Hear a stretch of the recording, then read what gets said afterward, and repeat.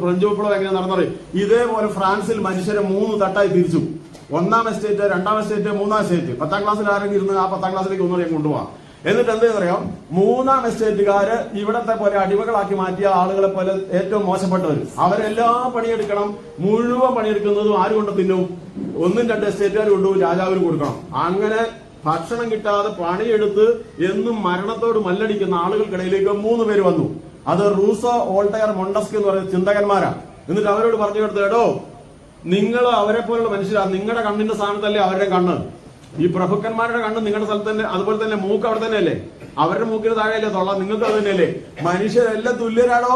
അവർ നിങ്ങളെ പറ്റിക്കാണ്. അതുകൊണ്ട് ഇങ്ങനെ നിങ്ങളെ പറ്റിക്കുന്ന ഗവൺമെന്റിനെ, രാജാവിനെ നിങ്ങൾ തൂത്തെറിയണം.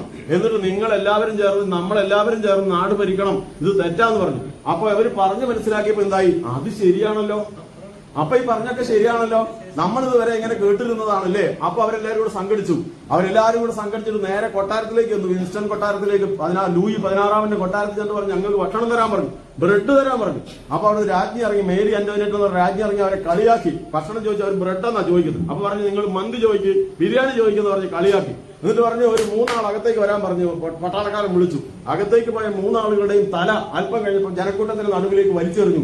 പിന്നെ ആ ജനം ഈരമ്പി പാഞ്ഞ് അകത്തേക്ക് കയറി. അകത്ത് കയറി എല്ലാത്തിനും പിടികൂടി രാജാവിനെ രാജ്ഞിനും തൂക്കിയെടുത്ത് കൊണ്ടുപോയി ഗില്ലത്തിന് കീഴിൽ വധിച്ചു കളഞ്ഞ് അവർ സ്വാതന്ത്ര്യം, സമത്വം, സാഹോദര്യം എന്ന ഭരണം സ്ഥാപിച്ചു.